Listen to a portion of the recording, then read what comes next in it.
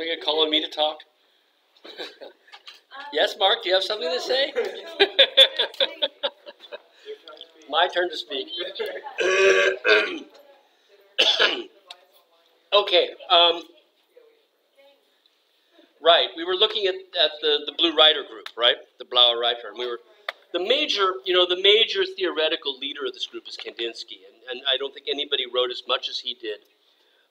There are others that contributed certainly very heavily to it, but really it is a movement that centers around him. In the same way that the bridge, Die Brücke, is a movement that centers around Kirchner, right?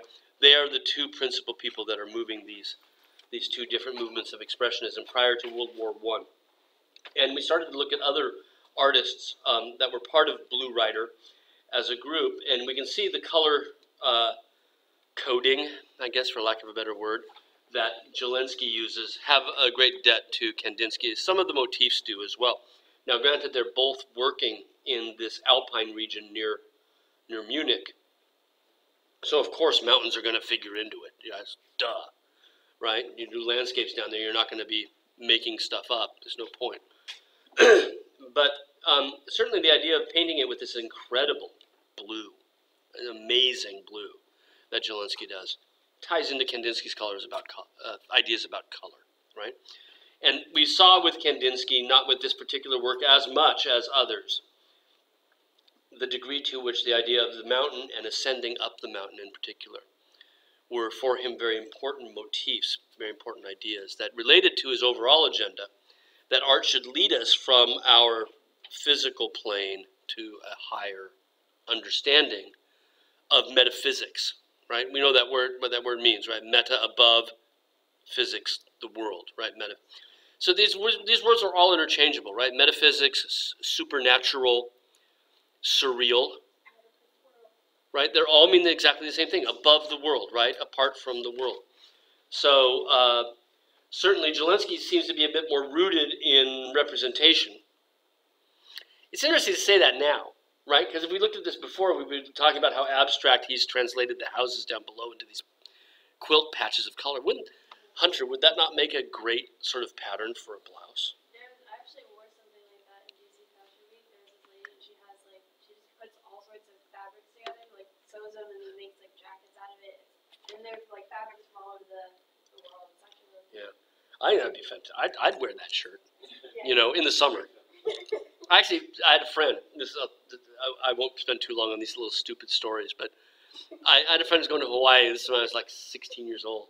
He's going to Hawaii. I said, "Bring me back the ugliest shirt you can find," and he did. It was kind of like those colors. It was like hot blue and pink and orange, and it was that fabric that looks kind of like wood bark. You know, it's got that. It's right. It's rough to the touch.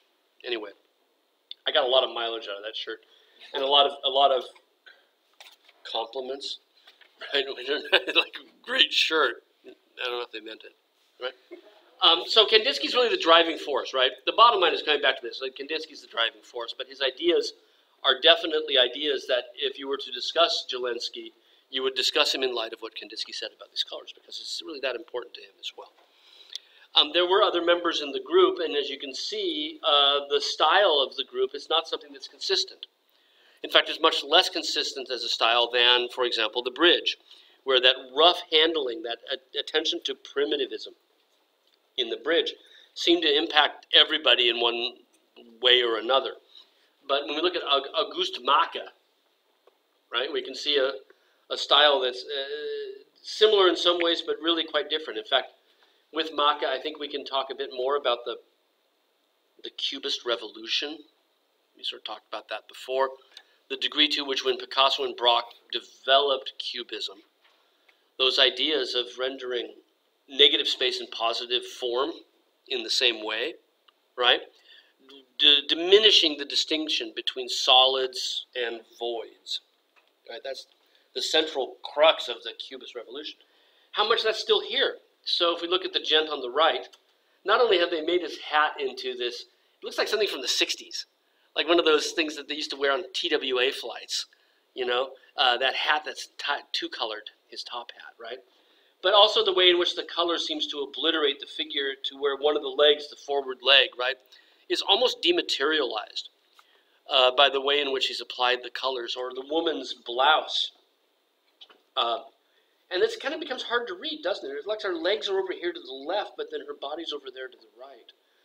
But the colors are more important than the form, right? And even as we look at the space around the gent on the right, you can see that the way he's applied those blues and those yellows and those reds and those greens give it a solidity, even if it's the air, or in this case, the ocean in the background, right? Even if it's that, it has the same sense of physicality on the canvas as do the figures in the foreground. Margaret, were you jonesing? Oh, I thought you were gesturing to say something. Now, the idea that the colors sort of begin to obliterate the form should remind us of other people that we've looked at, right? In particular, like Delaunay, right? When we talked about Robert Delaunay, when we looked at the political drama, we saw that for Delaunay, when he wrote about color, and we wrote about light, he talked about the power of color and light. And this goes back to this idea that we've seen again and again and again about painting things that aren't visible, right? You don't see light. You see light as it reflects off of things, but you don't see light. Does that make sense, right? At the same time, when we're talking about physics at the end of the 19th century and the idea that light is in fact a particle that travels in wavelengths, when we talk about the fact that light can be separated into its different constituents on the spectrum through the use of prisms and whatnot, right? When we start to investigate light this way, which is what was happening in the 1890s and onward, then you start to see artists beginning to react to that and think about the fact that light could, in fact, instead of simply being local colors, Seth's gray shirt, right, that the light from the window could obstruct that, get in the way of that, right? As I'm looking at you now from this side, I see the light coming over your shoulder, and you can think about it obliterating, right? Macke is very much picking up on that. And in fact, he met Delaunay. He had gone to Paris in 1912, Macke had, from Munich, right? And actually had met Delaunay. So those ideas, it's a very direct sort of cause and effect here. It's not just they're both trying the same thing in different regions, but rather some of Delaunay's ideas seem to have been translated to Macke. And he's filtering those in with what Kandinsky had to say about the spiritual values of colors. Right? Those two things are coming together. As we're talking about German art here in the early teens, it's important to remember that all of these people will be America's enemy in World War I. Right? This is the country that we fought against when we finally entered World War I, which was late, right? It was 1916, 1917 when we entered, after the sinking of the Lusitania. One of the few things I remember from high school, right? The sinking of the Lusitania. Because Lusitania is kind of just fun to say. Lusitania, right? But the war broke out in 1914, right? And so these artists that we're looking at, Macke in particular, end up serving the German military. And many of them, because they were fighting for their country, volunteered. Right? Now, these aren't the Nazis, but they're still fighting for nation. And Macke volunteered, and he died in the first year of battle in Champagne, in France. Right? He was on the front in Champagne. He dies in 1913, early 1914. Right? Very early on. Or 1914, that is, at some point. Kandinsky, who was also in Germany, remember, is not a German. So what happens when the war breaks out for him is that he leaves. He goes back to Russia, right? And in many ways, that's an interesting part of his career, because when he goes back to Russia, right, he begins to work on his own and push himself further because he's not surrounded by other artists. And working in isolation like that, relative isolation, seems to have had a huge impact on what happens with Kandinsky next, and we'll have a chance to talk about that, right? But the impact of the war is huge, right? So Macke dies, Kandinsky leaves Munich, the Blue Rider group more or less breaks up, right? In Paris, right, Picasso and Braque are sharing a studio up until World War I. Then Picasso, he's Spanish, he goes back to Spain, right? Braque is enlisted in the war, right? So there's nothing from Braque after 1914 for the next 4 years. He survives, right? But when we looked at later Picasso and Braque, we sort of saw this break between synthetic cubism, and then we sort of jumped later. And that's part of the reason we did that, was because of the war. Right? And who else coming to mind? Matisse, right? Wants to enlist, but he's too old. Because by the war, he's in his 40s, and they just won't take him. And there's some other minor physical element. But he tries to enlist, right? And this is when he ends up going to Nice and sort of creating that world of perfect harmony, right? To sort of ride out the war that continues then to influence his career from that point forward. So it's really hard to overlook the impact of World War I, not only on the flow of art and where artists are living and who lives and who dies, but over and above that, and we'll see this, on the psyche of Europeans. Because leading up to the war, and none of this really has much to do with the works of art that are up on the screen, but leading up to the war, we find, as we're thinking about what we've looked at so far, there's this incredible sort of hopefulness of early 20th century art. There's this idea that the world can be a better place, and the artist might have a role to play in that.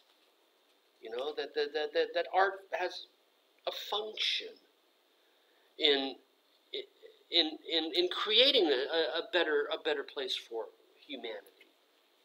Yeah, and that maybe we can work with the machine, and machinery can make a better place. You know, futurists and Jacques Villon, the machine shop, right? The Orphists.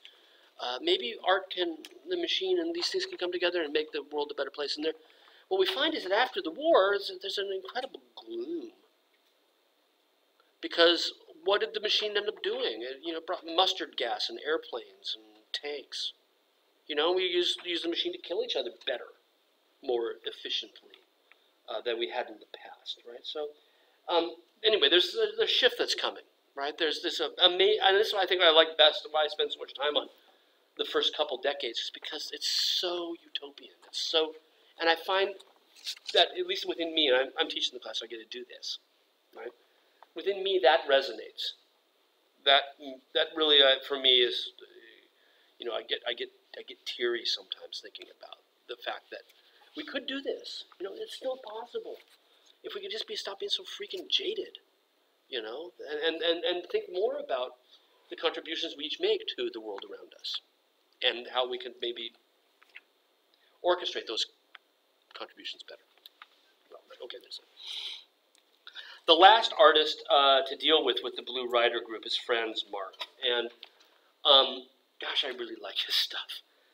He's also, you can see some of the Cubist stuff sort of coming through, but also certain connections to Fauve ideas. You might be forgiven for mistaking him for a Fauve in the non-representational colors, the bright saturation of those colors.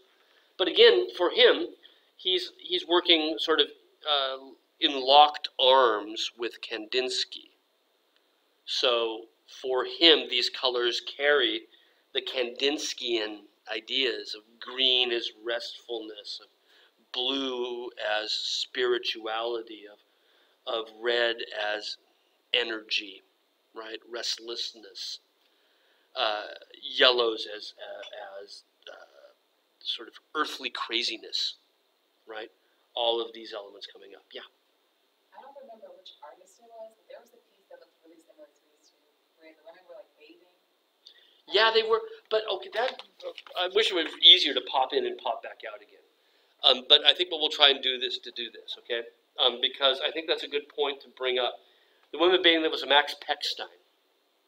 He's part of the Die Brücke group. And certainly the Die Brücke group is similar to this, but I think what we'll see, I'll try and bring those in fast, right? It'll take a second, but what we'll see with Die Brücke is that their works of art tend to be, first, the figures themselves tend to be less refined and hard-edged and cubist than these are, one. Granted, Cubism enters in a bit, but two, the color choices seem a bit more consciously difficult than these are. No, I'll show you, right? So I'll see if I can do this. This will be a test on what I know I can do. So let's see what I can do here. Open this computer. And this is great because that's staying up there and it's recording it still while I'm doing this, which is kind of cool. PPTs. There. Hang on a second. Deeparuka. It's just taking me just a second. Right. Do other people have, I never pause when I'm talking. Do other people not pause when they're talking? Do they take moments out, quiet time, as it were? Where are we now? We are now down here.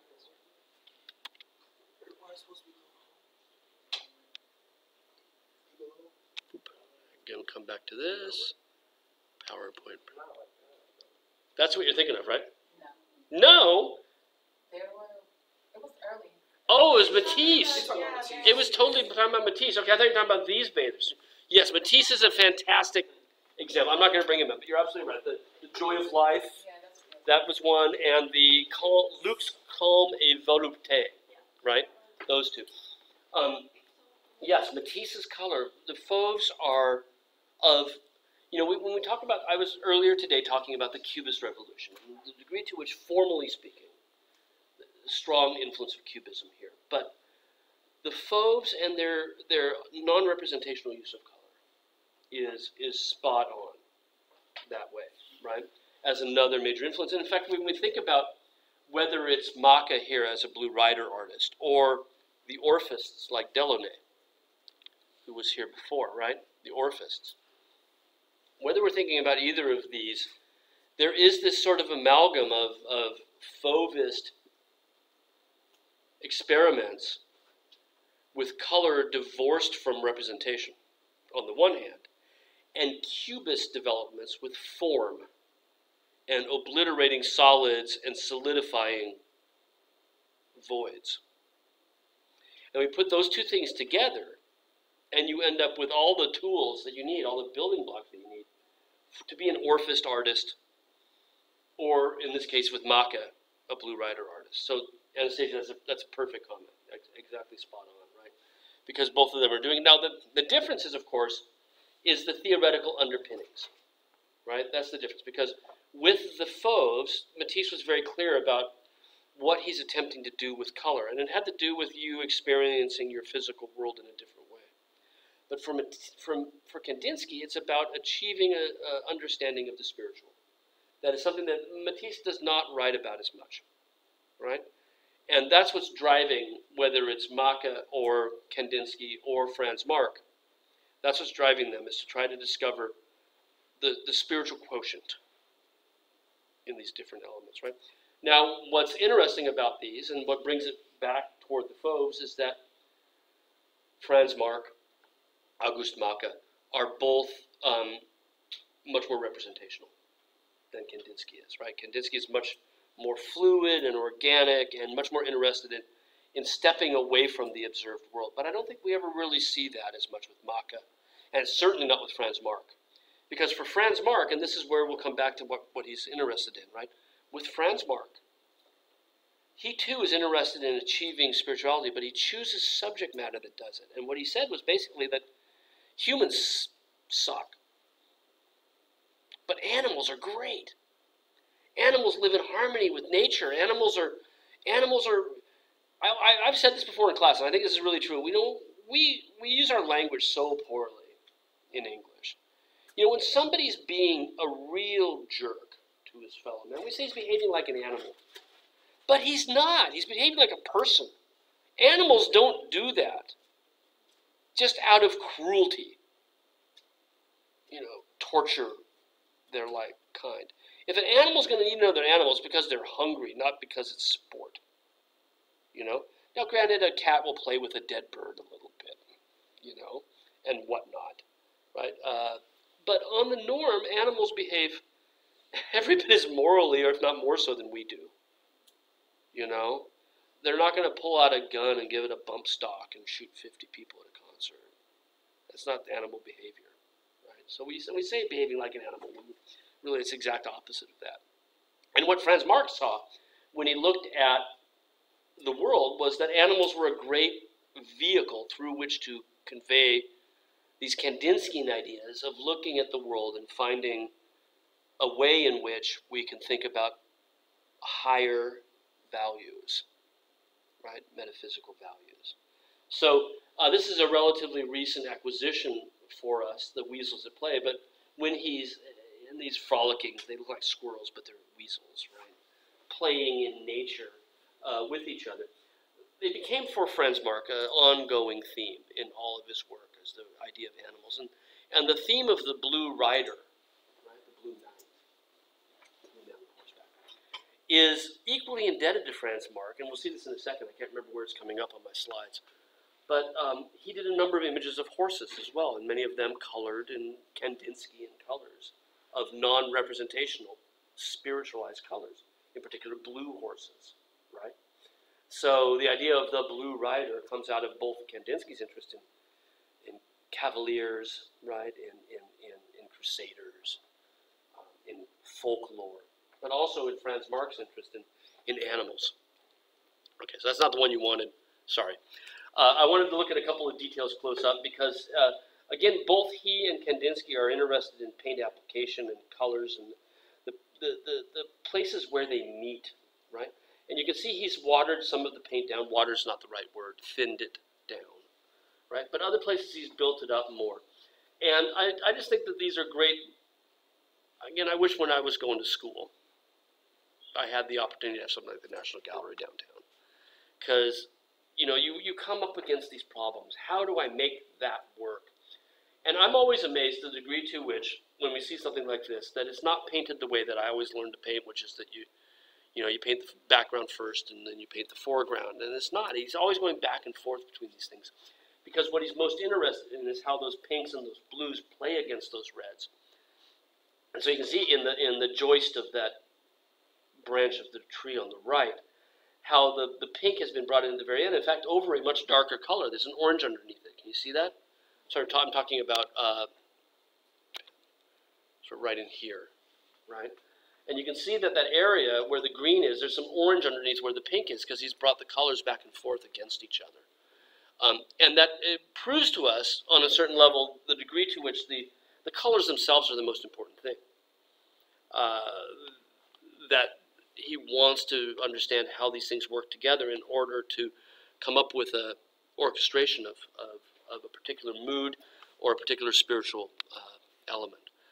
But again, the animals for him, right, representation remains a very, very strong element of Franz Marc's work. And a lot of these were derived from direct observation. I'll show you one soon. We have a lot of studies by Franz Marc of natural forms, and I think you can see that these weasels are behaving in a weaselly manner. You know, there's no doubt that he understands not only weasel anatomy, but also weasel behavior, right? How they sit in nature, how they bend, how they twist, how they interact. This is the result of very serious study. It's not like he's just going out and quickly dashing this thing off. He's used art as a form of understanding his world, right? And again, I think these are fantastic object lessons for us all about what art can do. Here are some blue horses. This one's up in Buffalo, where I've never been, so it's not the best of photos. But you can see he's again interested, I think, in the energy of nature, right? Seeing through animals some sort of shared primal natural energy that he wants to then translate these forms into.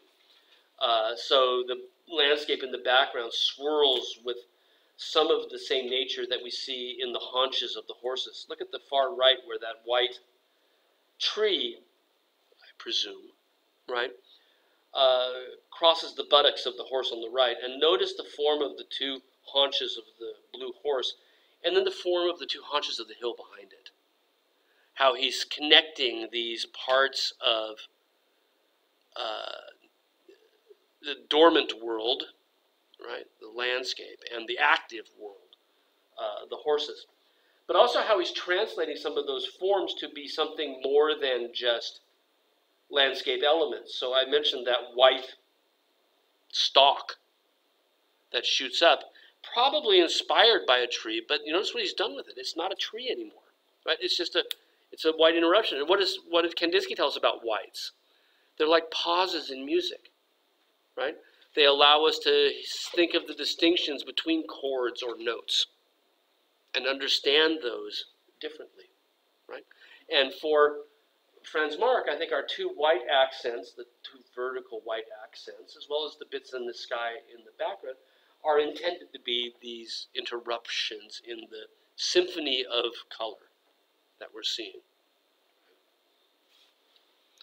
The best Franz Marc in the DC area is over at the Phillips collection, Deer in the Forest. And again, he's cute without being coy or saccharine sweet. These are charming little deer, aren't they? You know, they're fawns, they're young, they're not big, sturdy bucks, you know. They're bedded down in nature, so they're in harmony with nature, this group of five deer. The bird flying overhead, winds whipping through. He's looking at nature as this positive place, right, where everything is in harmony, and as the basis for his attempts to achieve these color harmonies as well. His studies are based on direct observation. So up in the Baltimore Museum of Art is a little watercolor gouache study of deer at the edge of a forest, which you can imagine him sitting with a piece of paper, you know, on the deck, and seeing this and sketching it and then coming back and adding certain more representational colors to it to capture them. But the point is to understand how deer behave, understand how they move, because as he understands that, then he gets to this more intense understanding of the spiritual powers that are in the world around us.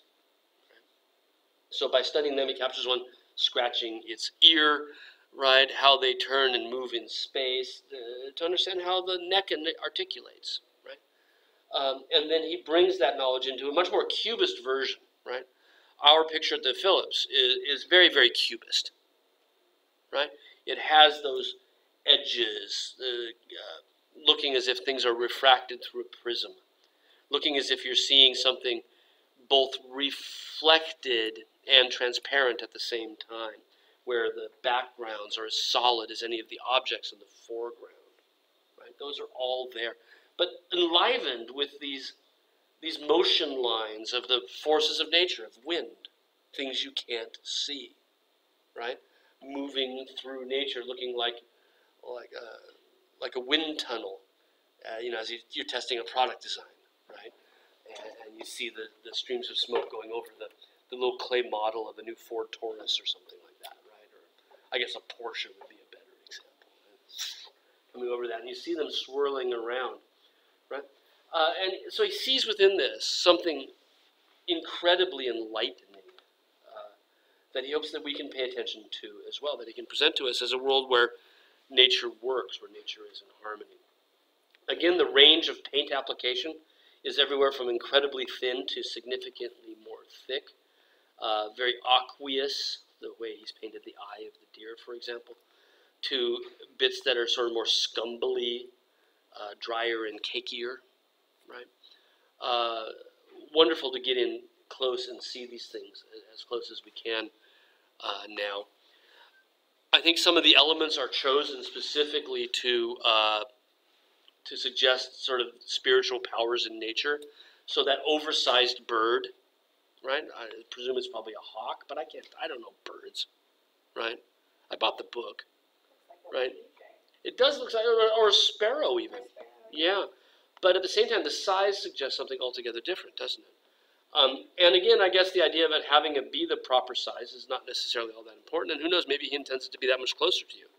But in any event, the inclusion of it here with all of these wispy white lines swirling through and around is, again, this idea of those things, again, metaphysical, above the physical world. What better metaphor than things that can fly, right, as being above the physical world? Yeah. Come forward. You have to come forward, Morgan. It's not enough. When we started, there were only 4 people here, so I made everybody come to the front. You don't get to go in the back. As we look at this image, and there are others by him that do the same thing, there are also these signs in his nature, images of nature, that suggest the destruction that mankind brings. So we have a tree that's been chopped down in the lower right corner. And that's a really important motif, and we see it in other works by him. That idea that when we go into nature, what do? We don't leave it alone. We don't coexist. We dominate it. We destroy it. And Mark wrote about this, right? And in some of these images, you'll see these places where things have been cut down. And then the winds are meant to suggest things like forest fires and carnage coming into the forest. And one wonders if we think about the restlessness that Kandinsky attributes to red, or even some of its more traditional symbolisms. Is the strength of the red background there meant to be this idea of us coming into this environment and messing up the harmony that the deer have? Because the colors that surround the deer, right? Remember, yellow is earthly, right? It may be madness as well, but it's earthly. Green is repose. Blue is spirituality, right? And if you look at the group that's around the deer, we've got all of that. Spiritual restfulness in earth. Right? And at the same time, then, he includes these other elements that are there to interrupt, where the trees now, look at the tree on the right that runs up the right border, how it branches at the top, but then look at the branch at the bottom, just behind the deer, the one we have in the detail, and how it turns into, it looks almost like a musical symbol, doesn't it? Like an ampersand or a treble clef, right? And again, music and color are, for the Blue Rider group, a significant, strong analogy, right? But it turns into something that it isn't. So the branch comes over and sweeps over in front of the deer resting on the left, but not before going through this sort of curlicue, right? This figure eight. That transforms it from what he saw into something else entirely. Right? And in that respect, it's very similar to what Kandinsky's doing, only Kandinsky just does it more so. Right? So we got these places where lines just started to swirl that might have been based on something that he saw, but have been transformed now into something altogether different.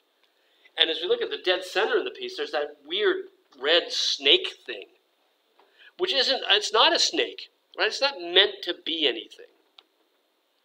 What it is an activated red line that adds to this sense of the forces of nature.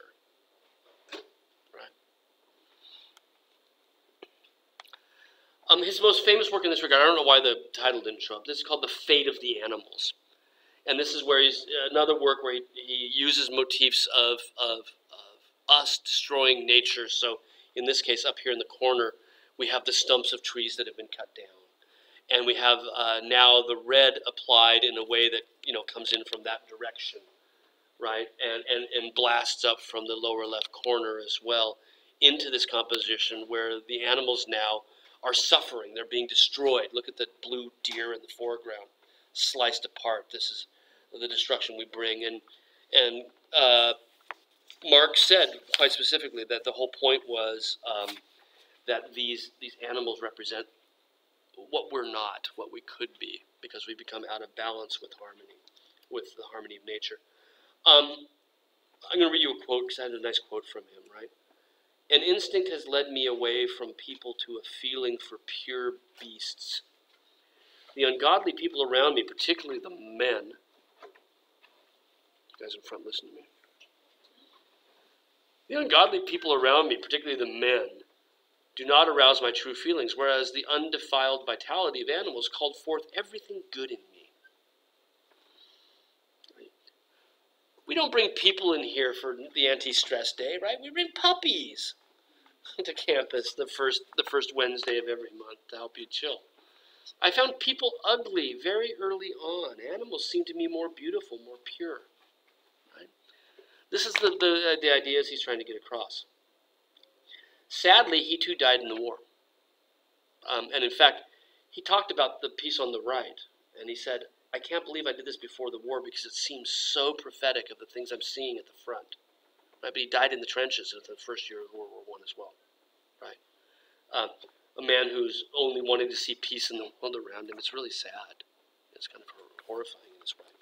Why did he enlist if he was so anti-human I told Was this. he forced to, like, was there a draft or? No, well, no. He. Most of the people volunteered. I don't know if he volunteered or not. But and even so, he wrote that he saw this early on, that animals were better. What causes people to do that? I don't know. You ask Audubon, who spent his life studying birds. Why do you do that? I had a professor. I didn't have him. I worked for him in grad school. So the guy that taught German expressionism when I was in grad school was a guy named Gert Schiff, German, 6 foot. Did I tell you guys this story? This is my. Oh yeah, the life is crap story. I wasn't sure if this is my intro. Okay, so anyway, I think that's the thing, is that at a certain point we don't do good to ourselves, to our neighbors, and certainly we've seen repeatedly this idea of trying to find something else other than that, right? And ways to go about it. With Franz Marc, obviously there's other elements coming into this than what we've already talked about. One could confuse the work on the right for a futurist work. It has that same sense of kineticism and movement, and the way that the horse in the background seems to be barking at that. Is that also a horse? Yeah. Right? The two horses. But are they barking because we've cut down the tree in front of them and we've rained forest fire and terror into their environment? I think that's what he's sort of getting across at with that. But the why question, Margaret, is a good one. And it's a good one to ask, but maybe it's not a good one to have to answer. You know what I mean? It's a good one to keep in the back of our mind, is why. Why take all the effort? From time immemorial. Okay, let's just go back to like the earliest art that we've got that was made by human hands, cave paintings, around 30,000 BC. What's the point of making paintings of animals that you see in the world around you? And we don't know because they didn't write it down. But the bottom line is what the effect it has is it makes us see that world in a different way. To see things we might not have seen if we just looked at the world around us. And I might argue that is the artist's job. That is the central task in front of us. As anybody that creates anything, poetry, prose, your essays for a class, is that you want the person who reads it, who sees it, who experiences it, to think about the world somewhat differently, right? Hunter's fashion design, right? Should make us think about, next time you go to a Gap, you're going to think about it differently. Do I have to buy those khakis, or whatever? I go to like shopping and I'll see something really simple and I'm like, oh, that's cute, and then I'll look at the price tag. It really won't be that bad, but I'm like, I could make that cheaper. Yeah, but and again, but you think about things. The point is that the things that we create, and I mean create with a lowercase c. I don't mean any sort of artistic highfalutin attitude. The things that we create should make a difference. And that difference can be small, it can be large, it could be... But I do think that within the world of human endeavor, one should think about the impact one has. And think about making a positive impact whenever possible, in one way or another. And for the visual arts, I really do think that the one thing that we can trace is a red line running through everything that man has ever created, is that the stuff that we remember, the stuff that we consider to be, that we can agree is important, are going to be those things that alter our engagement with the world. Make us see something we hadn't seen before. I put my money on that. Like, what is art? That old question that people, in grad school, we would sit around and fart around with, what is art? I would say it's anything that's going to make you see your world in a different way. That could be a really well-written essay on the use of tanks in World War I. Something we were just talking about. Okay. Well, this is the Blue Rider group, right? Very, very utopian. Very much interested in using artistic form that's based on observation to move us past what we're seeing to understand something else, right? For Kandinsky, the metaphors he chooses tend to be noisy. They tend to be sound and music, right? They sometimes tend to be chaos that we're meant to look past in order to understand. For Kandinsky, he's looking at these harmonious things in nature and hoping that he can use those as examples, and for that reason alone, less divorced from observation, right? Because he may be showing us chaos and alerting us to that, but what he wants us to see is the chaos we might inflict on an otherwise peaceful world, right? Now, shifting gears, right? I think Mondrian's pretty freaking cool. He's sort of a one-trick pony when he hits his stride, but he's great. Now we're moving into the 20s. The one on the left from the Phillips collection was begun in 1921, and he, according to his diaries, repainted it 4 years later. Sort of went over and dusted it up. The one on the right from the period of the retouching on the left. So Mondrian is obviously entirely non-representational. Right? There's no attempt with these for them to look like anything but a painting. Right? It's not a painting of something. It's just a painting, an object. And he's not the first to go all the way over the edge. Right?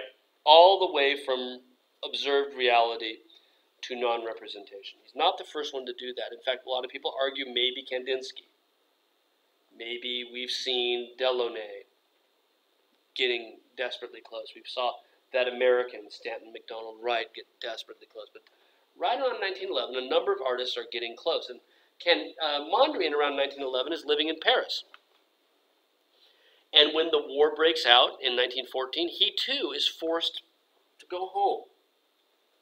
So Kandinsky left Germany, right, went home to Russia. Mondrian leaves Paris, goes home to Holland. Right, lives outside The Hague. And also works in isolation. And working all by himself, I think allows him to push himself even further. And what's interesting about both of these artists, Kandinsky and Mondrian, is that both of them are working toward abstraction in a country that is bordered by war, but is not engaged in the war. Holland is neutral. Russia is neutral in the early parts of the war. So they are watching this happen from outside. And going back to Margaret's question, right? Why go here? Why do this? You're seeing this happen in the place you used to live. And you're watching in this from this safe bubble of sorts, right? So, Mondrian. He began these steps, like I said, in the 1910s, sort of during the war. He begins his initial steps. And we'll look back at those eventually. Right? We'll familiarize him with them first. And his experiments with abstraction lead him to a very particular kind of abstraction that's immediately identifiable. Right? Is it Dior that did the dress? Yves Saint Laurent did a dress based on this. The Partridge Family bus in the old TV series. Does it mean anything to anybody but me? The Partridge Family? Anyway, you've seen this before, right? I mean, this stupid TV series with David Cassidy, where the family was making music together. Yes? Yeah. And they had a bus and it was painted like that. Because even in the 1970s, this was still kind of hip and cool, right? 50 years down the path, right? For Mondrian, his travel into non-representation meant, let me switch the sentence, I'll get it, okay? I don't think it's much into it, but how do you know if it's displayed how he intended if it's not represented? They're signed right way up. There's a signature at the bottom of each one of them, and the PM is, if he was upside down, the letters would be upside down, right? So that's part of it. But it is a good question because, in fact, when the Nazis wanted to show this stuff as junk, they often hung them upside down. But it brings up another issue at a stage, which we'll have a chance to talk about. So just hold on to that thought and we'll get there, okay? For Mondrian, as he gets to non-representation, he gets to a point where he achieves a complete distillation, a purification of painting into what he believes to be its most essential forms, that from this point you can't pare it down any further. Right? So this is purified to utter simplicity. And for him that means a grid of horizontals and verticals, no diagonals, no curves. Right? Black and white with shades of white in between. And you'll notice that no two, these are nice to have good reproductions, but no two white squares, rectangles, are the same color. Right? So a lattice work of horizontals and verticals, separating panes of white and the three primary colors. So once Mondrian hits his stride, you are never going to see a purple, you're never going to see a green, you're never going to see an orange. Yellow, red, and blue, the three primary colors. Because everything else is an admixture of these things. And the world as you know it is these different elements intermingled one way or another. Three primary colors, horizontals and verticals. And our world is held in balance by the interaction of these different things. Right? And so when he gets here, right, when Mondrian arrives at this complete simplicity, right, he calls it de style. Now in Dutch, de style simply means the style. That's all it means. S-T-Y-L-E in English, de style. That's what de style means. Now, it's interesting that it's called de style instead of een style, which would be a style, because this is absolute. This is the style, right? There isn't anything else. Once you pare it down, this is what you get. There isn't another option. At least that's what the name somewhat refers to. And he comes up with the name along with another artist who we'll see in just a second, in 1917. That's when they dubbed this de style. Right? Now, his ideas that inform his investigation of de style are the same ideas that informed Kandinsky's interest in finding a spiritual element in color. And that is this old idea of theosophy, which we talked about before. Remember, theosophy is this 19th century theological philosophy founded in New York, upstate New York, right? That had a number of tenets of belief. Not the least of which is that there is one great religion that all human religions reflect one facet or another of. Right? So why do we find similar mythologies in different religions? Like the flood, for example.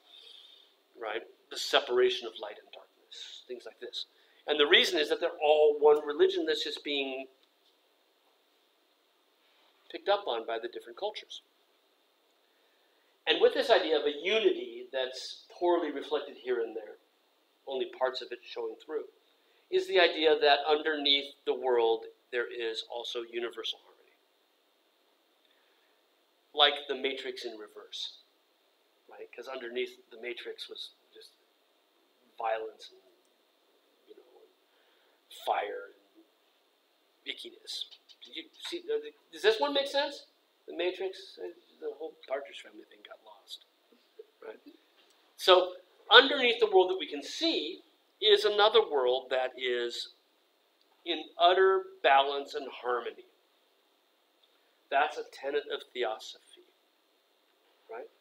And so what Mondrian in painting is going to try to show us, and Kandinsky did this as well, try to show us that harmony, rather than showing us the world we're seeing. He's just taking it to a much greater extreme.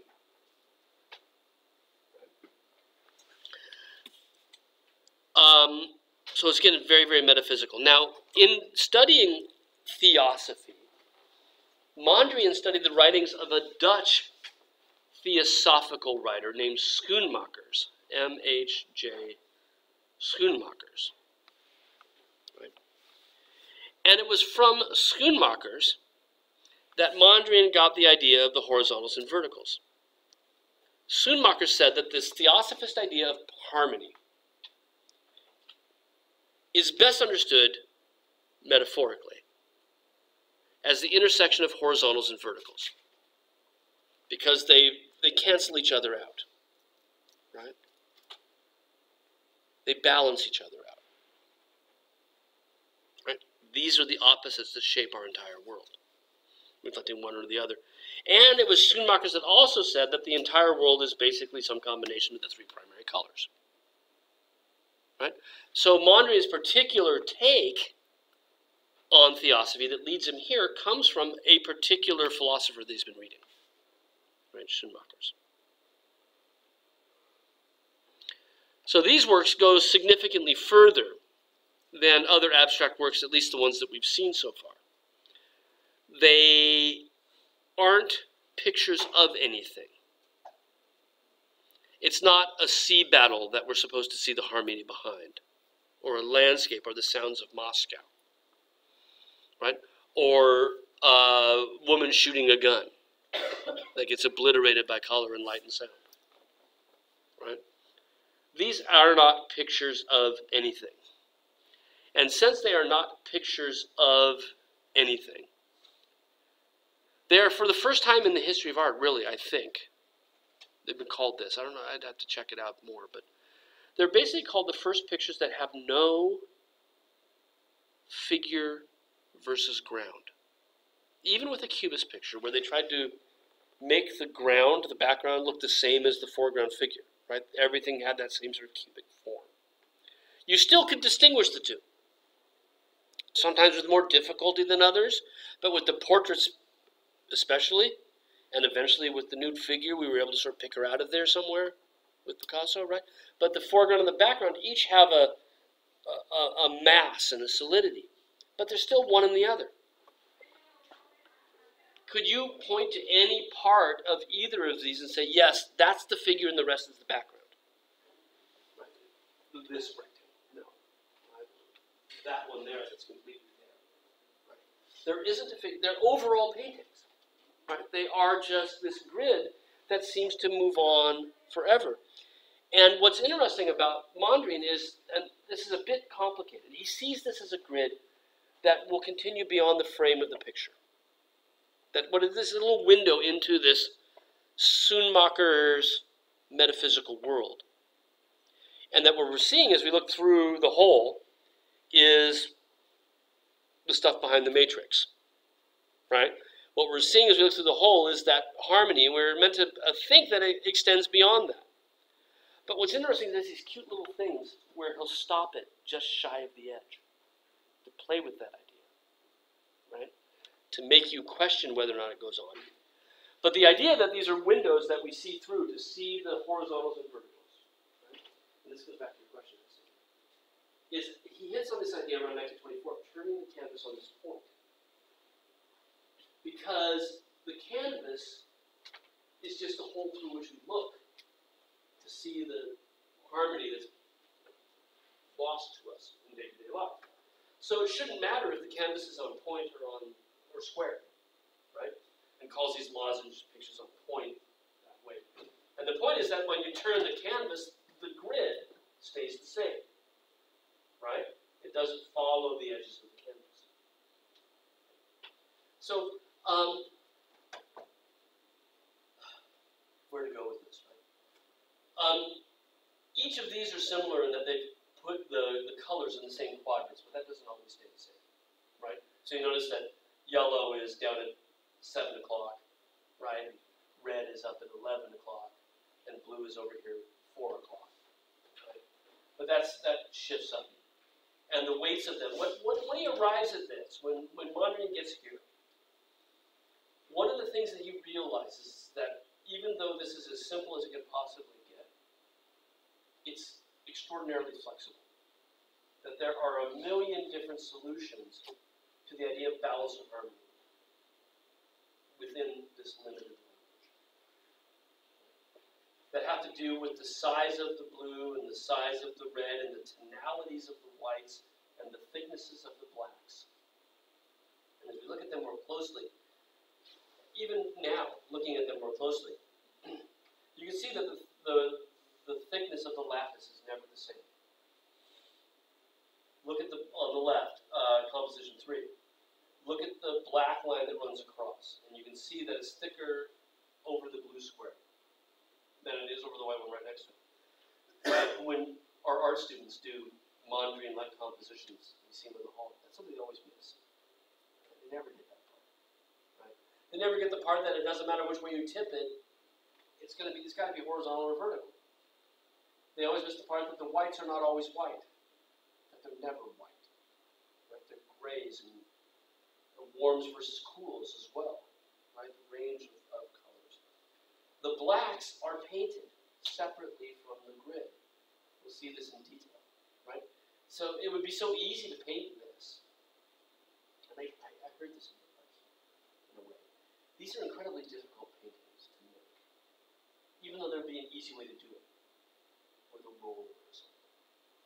But once we dive into them and look at them closely, what we're going to see is that Mondrian's technique is extraordinarily meticulous.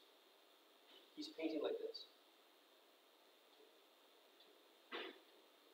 In the whites and in the blacks. And as he's developing the picture, we know this through x-rays, he's constantly experimenting with how wide those blacks are going to be. And the other thing he pays meticulous attention to is the edge between the different forms.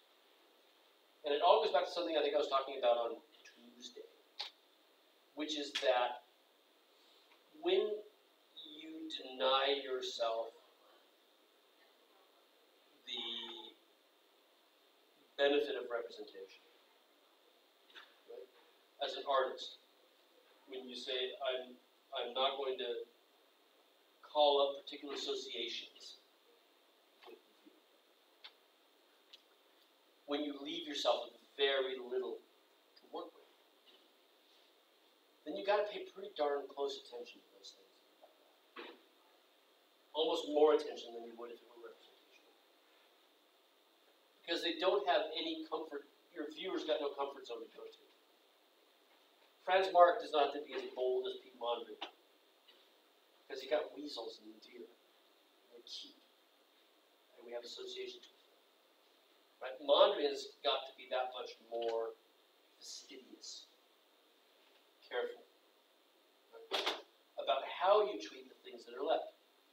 This is the difference between good modern architecture and bad modern architecture. Because modern architecture as a movement also went towards simplicity. The DC Library, the DC Public Library downtown, the black one, the cube, right? Simple, abstract building, right? Good because Gropius, the guy who built that thing, no, Mies van der Rohe, who built it, was a master of figuring out materials and how they work with each other. The building was working well. Gaiac Hall, on the other hand, also just a cube, an abstract form. It just stinks, right? Because it's what? It's cinder block, which could be used nicely in some particular ways, but it's what isn't, right? When you've got nothing, A, you've got nowhere to hide. And B, you've got to pay attention with what's left. Each one of those words becomes that much more important. I am so far off my notes here. I gotta even figure out why I'm going where I'm going, right? So, this was to show that even when we got abstract with Kandinsky, we still had forms against a ground. There were still objects to be identified here, right? We talked about the horseman. We talked about the troika. There are forms against a background. But with Mondrian, there is no subject matter per se. There is no figure-ground relationship. Right? It is just an object. So, on one level, he's not painting anything in the world. Right? But rather, what he's painting is this theosophist idea of harmony. He's evoking an idea rather than painting an object. And again, this is all the idea of turning the thing on point. The other issue is that since he's not painting anything that's out there, What is the painting? The painting is the thing. Does that make sense? Right? We talk about paintings and we say, what is it? Well, it's a horse. It's the sounds of Moscow. With Mondrian, it is the canvas. It is a surface with paint on it. The thing that he's painting is that thing that you can pick up. And for this reason, they're never framed. You'll notice that his painting does not have the sort of border frame that we see in Kandinsky over here. He designed his own frames, and the frames let the painting sit against the surface. Right? So you design a backboard for it, and the painting would sit on top of that like, I don't know, like food on a plate. Does that make sense? Only it's hung on the wall. Right? And the point is that he wanted the object to be a thing. A new kind of reality itself. A new way of conceiving what paintings really are. An object. Not a subject, but an object.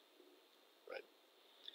And he has a term for this. He calls it neue Beelding in Dutch, which he translates as new plasticism. Now, plasticism, Beelding, means a new kind of solid reality. That's what plasticism should be. A new kind of solid reality, a new kind of thing that he's creating. Now, beelding in Dutch also means imagery, a new kind of image, right? An image that is not a representation, but an image that only sort of points to itself, right? And this goes back to something I guess we were talking about a little bit before. Right? And it has to do with meaning, okay? And I can talk to you about this because words communicate meaning, right? And we talked about that when the online thing about the future. It's about when you repeat words ad nauseum, they start to lose their meaning. Right? You say it over and over and over again, it loses meaning. Have you ever had it happen when you're taking notes and you write a word down, you go, that's not spelled right. And it is, but it just looks weird to you. You see it.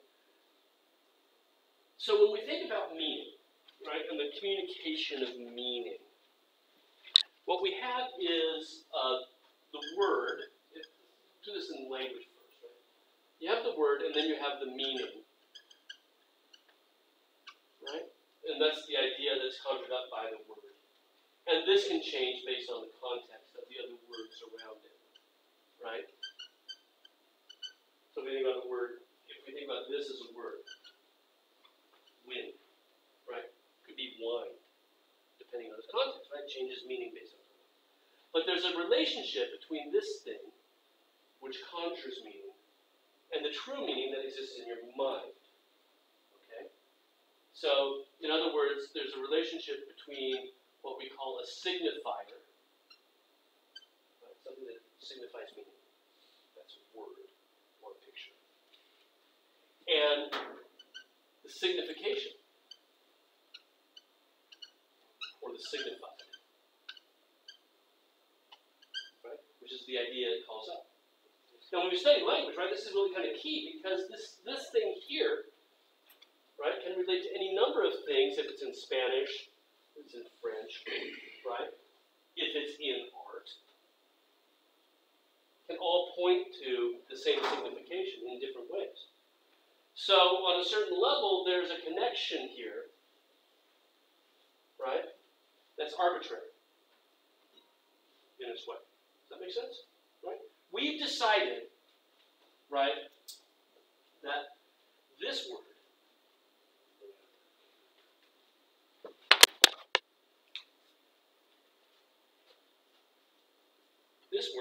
means this. Right?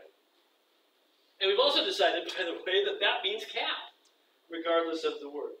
Right? So, it's a bad cat. Want to draw a cat for me right now? You got me that. I'm not an art major. I'm not even. There's not a bad cat for 2 seconds. I'm not going to sit here and draw a cat well. It doesn't even have like whiskers. Can I draw it? Thank you. All right, I'm glad I said it on the class last year. I'm glad that Seth was in there to vouch for me. I did know how to draw one. right? We've decided that this and this mean the same thing, and both of them mean what you think of when you close your eyes and somebody says, "Oh, cat," or you hear a purring or whatever, right? Mondrian's pictures have this, but they don't have that. It's not going to come out of the question. So they have the signifier, but they don't have anything being signified, except maybe this idea of harmony. And that means that if everything does eventually figure into this sign system in some way, right? A sign would be the relationship between the two. Why does an octagonal red piece of metal mean stop, right? Or it says stop, but it doesn't in every country, right? Or a triangular yellow one mean yield when it doesn't say yield. We've decided that there's a system there, that the object and the idea are together as a sign. The sign isn't the object, the sign is what the object makes you think of. This is still a sign system, but it's incredibly different from almost any work of art in that respect, because the only thing that it points to, because there's no representation, it's right back at itself. Right? It is a reference point to its own being. And so when Mondrian calls this new imagery, new plasticism, a new object, it's an object that has meaning, that communicates meaning. But what does the meaning is communicate? Its own inherent nature as an object. If you're confused, that's okay. This is really hefty, right? This is and I think in the long run, it's what makes Mondrian so incredibly fascinating, and why he takes the trouble to make it meticulous, to spend the time that he does in playing with the opacity, no, that's not the right word, reflectiveness of different parts. So some of the colors are more matte than others. Some of the colors are thicker than others. Some of the strokes go one way and some strokes go the other way, right? Some of the lines get thicker and thinner as he moves across. The reason he's doing this is that it is its only reference point, right? It is its only signification, is the object itself. And this is why he often frames them in this sort of like a bug in a collection, you know, that's been skewered onto like an icon in a church. It's an object, it's a precious object in this little vitrine. But what we see is the space around it so that we're aware of it as an object, right? And here's some nice details of this one of the Phillips, right? And you can see, look at the black line that separates the yellow from the black. And you can also notice that the black rectangle up above is painted separately from the grid line, right? It's not part of the grid, but it's a revolution. So you can make it across the top here, right? There's the corner of this part that's been painted separately from the.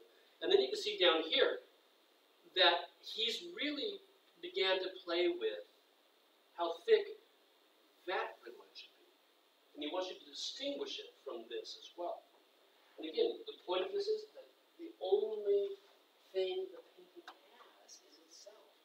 The only thing it makes any reference to is itself. And what is that self? That self is metaphysical harmony. It's there as the object.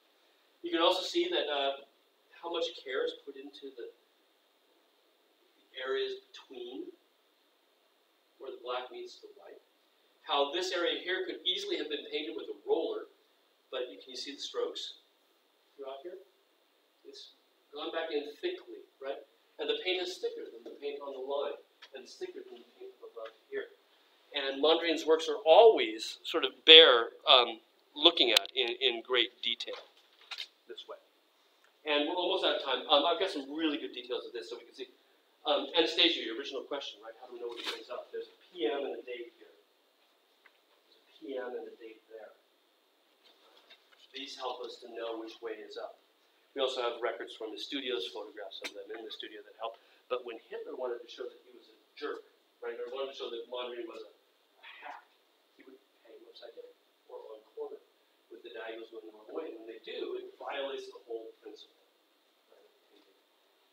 Let me just quickly show you some of these, and then we'll break. And this really makes clear the degree to which he's working that surface. Right? Look at the area around his signature here. And you can see there's a series of strokes that have gone this way, horizontally. And these come over the top with some vertically to add to it as well. Whereas the yellow to the left of it is painted in a series of strokes entirely horizontal.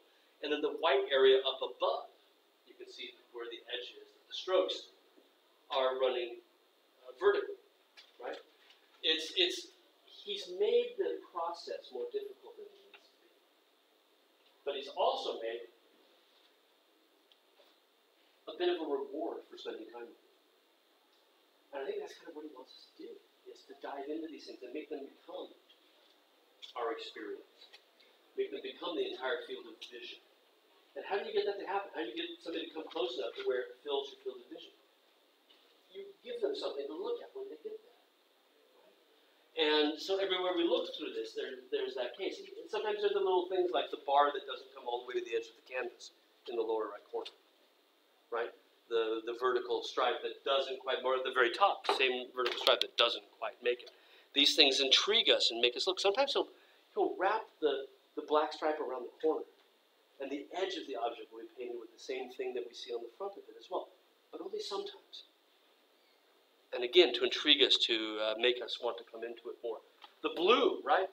All horizontal strokes, but the whites around it, all vertical strokes. Some of the whites polished, right, where he's blended the strokes so we don't see them at all, thicker, and the crack pattern comes through. And other ones left so it's quite obvious that that's the way he's painted. And then finally, everywhere we look, the edge becomes the issue, leaving sometimes a gap that goes all the way down to the canvas beneath it, between where he's laid out the black and where he's come over the top and laid out the whites next to it. It's not as simple as laying white everywhere and then coming over with some black stripes that you might have stenciled onto it or something. It's a painting activity that, for Mondrian, the artist, right, he gets to go there. Does that make sense? When he's painting it, he's in that space. The world's behind him. And what I think he wants is for you, the viewer, to have that same sort of experience. And that's something mystical and spiritual and very traditional in a way about Mondrian, because if we look back to medieval monks who made art, they did the exact same thing.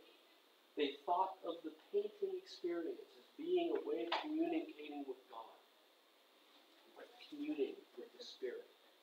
And they would hope that you as the viewer would replicate that. Mondrian is a modern version of exactly